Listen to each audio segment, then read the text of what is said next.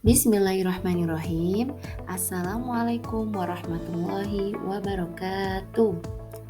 Bagaimana kabarnya anak-anak sekalian? Semoga kalian selalu dalam keadaan sehat walafiat. Amin ya rabbal alamin. Baik, apa mata pelajaran kita kali ini? Ada yang tahu? Ya, pelajaran kita kali ini adalah Al-Quran dan Hadis. Baiklah, sebelum mulai kita belajar, alangkah baiknya kita membaca doa terlebih dahulu. Bismillahirrahmanirrahim. Raditu billahi robba wa bil islami dina wa bi muhammadin nabiyya wa rasula. Rabbi zidni ilma warzuqni fahma. Amin ya rabbal alamin. Anak-anakku sekalian, sebelum kita mulai pada materi kita pada hari ini, perhatikan gambar berikut ini. Nah, dari ketiga gambar tersebut, apa yang kalian pikirkan? Adakah yang bisa mendeskripsikan mengenai gambar tersebut? Nah, berdasarkan gambar yang kita lihat, ketiga gambar tersebut menggambarkan tentang anak-anak yang sedang belajar atau menuntut ilmu. Karena mereka sedang membaca buku dan ada buku gurunya di sekitar mereka. Dalam hal ini kita akan membahas tentang menuntut ilmu. Menuntut ilmu itu ada adabnya, tidak asal-asalan. Yang mana sesuai dengan judul kita pada pagi ini yang bertema adab menuntut ilmu. Nah, tujuan pembelajaran dari tema tersebut yaitu 1. Peserta didik dapat mendemonstrasikan hafalan Quran Surat At-Taubah ayat 122, Quran Surat Ali Imran ayat 190-191, dan hadis tentang kewajiban menuntut ilmu, serta menyampaikannya kepada sesama. Yang kedua, peserta didik dapat menyebutkan makna mufrodat Quran Surat At-Taubah ayat 122, Quran Surat Ali Imran ayat 190-191, dan hadis tentang kewajiban menuntut ilmu, serta menyampaikannya kepada sesama. Dan yang terakhir, peserta didik dapat menganalisis kandungan Quran Surat At-Taubah ayat 122, Quran Surat Ali Imran ayat 190-191, dan hadis tentang kewajiban menuntut ilmu, serta menyampaikannya kepada sesama. Baiklah anak-anak, setelah kita mengetahui tujuan pembelajaran pada tema ini, kita akan menelaah ayat yang membahas tentang adab menuntut ilmu. Di antaranya dalam Quran Surat At-Taubah ayat 122 yang berbunyi Bismillahirrahmanirrahim. Wa ma kanal mu'minuna liyunfiru kaffah falawla nafara min kulli firaqatin minhum ta'ifatun liyatafaqahu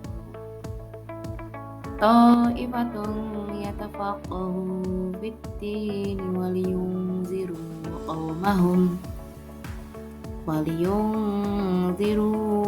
qawmahum idza raja'u ilaihim la'allahum yahdharun. Yang artinya, dan tidak sepatutnya orang-orang mukmin itu semuanya pergi ke medan perang.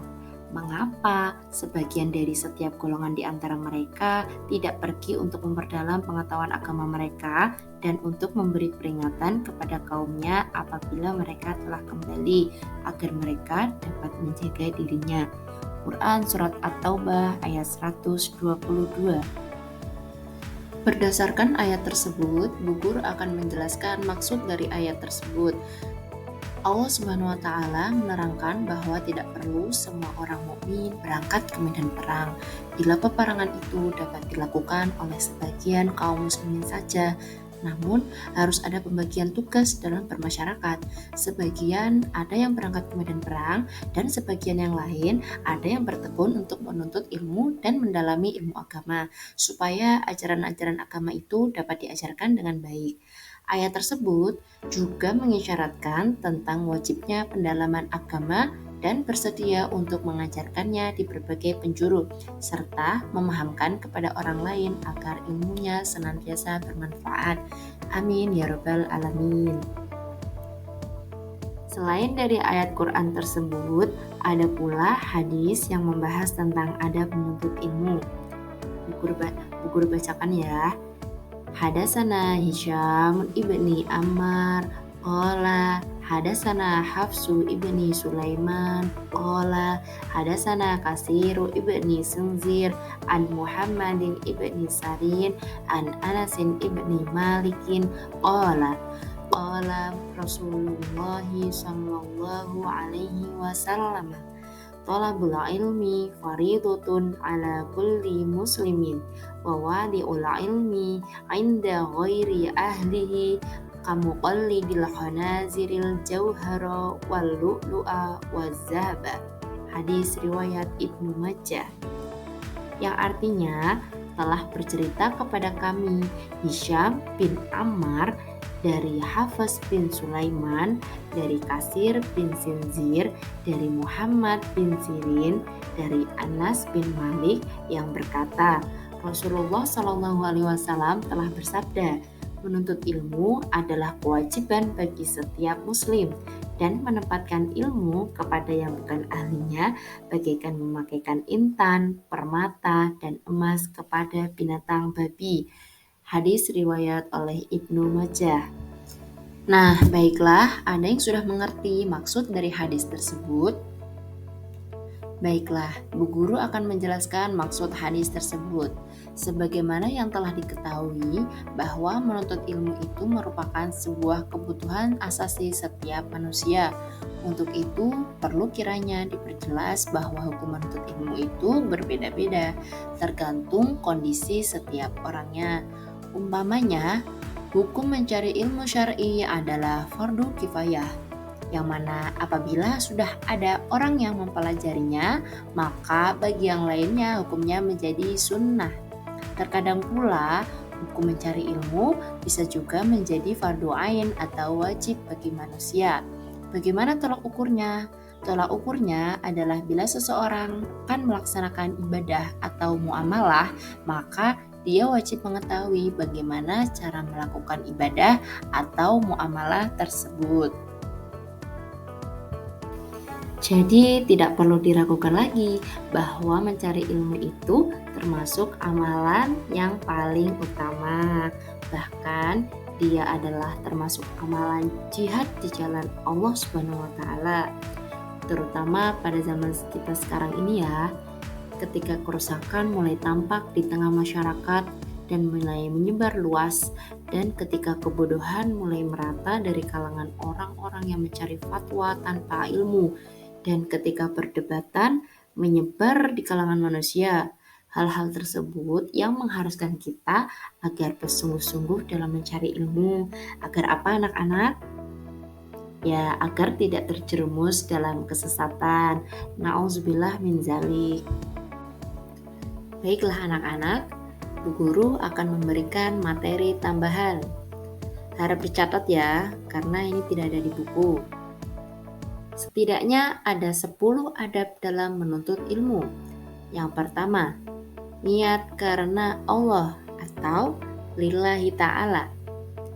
Yang kedua, selalu berdoa agar diberi kemudahan menerima ilmu.